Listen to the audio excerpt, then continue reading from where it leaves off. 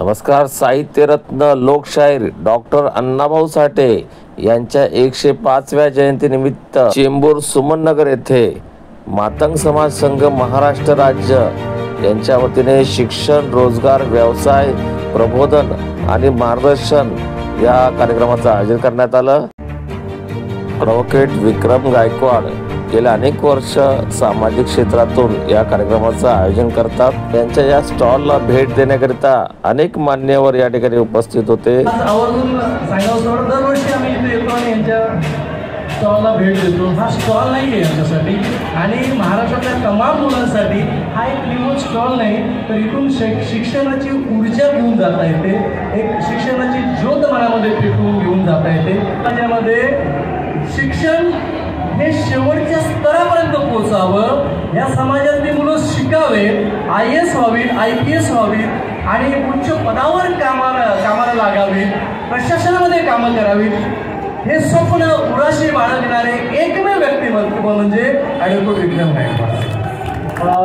लोकशाहीर डॉक्टर अण्णाभाऊ साठे यांच्या जयंतीनिमित्त आमदार ज्योती एकनाथ गायकवाड या देखील उपस्थित होत्या. ॲडव्होकेट विक्रम गायकवाड यांच्या स्टॉलला आमदार ज्योती गायकवाड यांनी भेट दिली. या ठिकाणी मातंग समाज संघाच्या स्टॉल शैक्षणिक मार्गदर्शन स्टॉलला भेट दिल्याबद्दल ताईंचे खूप खूप धन्यवाद. 2006 पासून आमचं काही सुरू आहे. जे मुलं शिकत नाहीत त्यांच्या शाळेकडे वळवणं, ज्यांची आठवण शाळा सुटलेली आहे त्यांना कौशल्य प्रशिक्षण देणं, कौशल्य देणं, म्हणजे शिक्षक समाज कसा सुधारेल यासाठी आम्ही 365 दिवस शिक्षणाचा दादर हा उपक्रम महाराष्ट्रामध्ये राबवत आहोत. म्हणजे कोणकोणत्या योजना आहेत त्या कशा घेऊन जायच्या. तर थोडक्यात तुम्ही आमदार आहे, तुम्हाला तर कल्पना आहे की आपल्या समाजाची लोकसंख्येबाबत सांगतो की 20% मुलं आपल्या शाळेच्या पटावर माझ्या समाजाचे. सर्वप्रथम लोकशाही डॉक्टर अण्णाभाऊ साठे यांच्या 105व्या जयंतीनिमित्त सर्वांना मी शुभेच्छा देतो. आज साहित्यरत्न डॉक्टर अण्णाभाऊ साठे यांची 105वी जयंती साजरी करत असताना आज बऱ्याच वर्षापासून मागणी होत आहे की साहित्यरत्न डॉक्टर अण्णाभाऊ साठे यांना भारतरत्न का मिळाला नाही. साधारणतः महाराष्ट्रामधून मागणी केली पाहिजे सेंट्रल गव्हर्नमेंटला. सेंट्रल गव्हर्नमेंटकडे हे मागणी गेल्याच्या नंतर तिथे निर्णय होणं आवश्यक आहे. पण अजून हे समाजाला काही माहीत पडत नाही की बाबा हे डोळे आणले कुठे. अण्णाभाऊंचा साता समुद्रापलीकडे त्यांचा सन्मान झाला, गावासारख्या ठिकाणी त्यांचं साहित्य लिखले जाते. पण आज महाराष्ट्रामध्ये त्यांचं काय असं होतं किंवा आपल्या या देशामध्ये काय याच्यामध्ये होत आहे. तर त्यासाठी कार्याला विनंती आहे की साहित्यरत्न लोकशाहीर अण्णाभाऊ साठे यांना भारतरत्न हा मिळालाच पाहिजे आणि दिलाच पाहिजे. हा त्यांचा हक्क आहे, हा त्यांचा गौरव आहे. जर त्यांचा गौरव आपण करणार नाही तर कोण करणार आहे. आज आपण बघतोय की कोणाला भारतरत्न दिलेले आहेत. आमचं त्यावर काही वाद नाही. समाजामध्ये समाजाचे दुःख मानणारे साहित्यरत्न लोकशाहीर अण्णाभाऊ साठे यांना भारतरत्न दिलाच पाहिजे यासाठी कळकळीची विनंती आहे. धन्यवाद.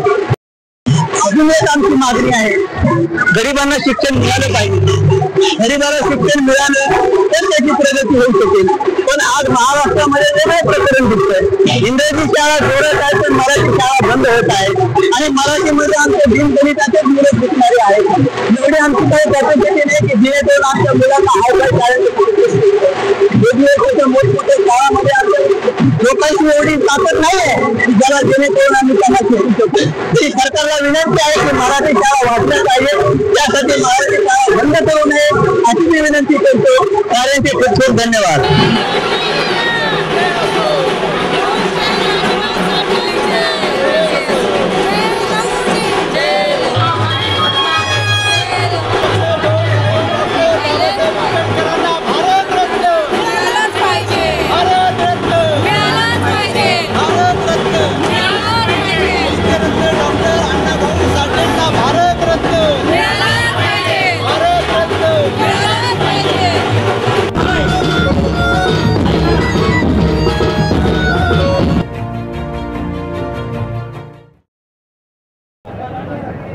त्यानिमित्ताने फक्त मुंबईत नव्हे तर महाराष्ट्रातून लोक त्यांना अभिवादन करण्यासाठी इथे येत असतात.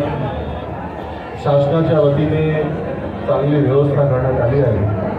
माझे सहकारी श्री शंकर कांबळेजी व सर्व उपस्थित पदाधिकारी या व्यवस्थेत दरवर्षीच त्यांचा हातभार लागतो.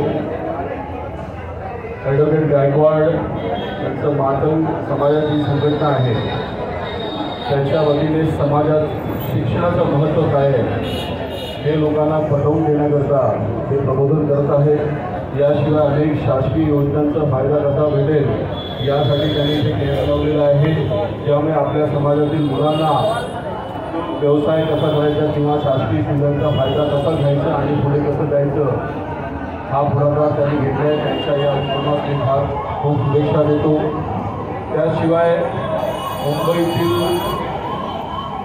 सामान्य माणसाच्या घड्यात अण्णाभाऊने आपल्या साहित्याच्या माध्यमाने जो संघर्ष केला, संयुक्त महाराष्ट्र चळवळ असेल त्याच्यामध्ये सहभाग पण घेतला. त्यांचे जे विचार आहेत, त्यांचे जे पोवाडे आहेत ते आज पण लोकांना प्रेरणा देतात आणि म्हणून मोठ्या संख्येत लोक आज इथे उपस्थित आहेत. त्याची दोन्ही मागणी ही संयुक्तिक आहे. जे आरक्षणमध्ये वर्गीकरण आहे त्यासाठी हे लढा देत आहे. तसं झाल्यावरती खरंच समाजाचा फायदा होईल.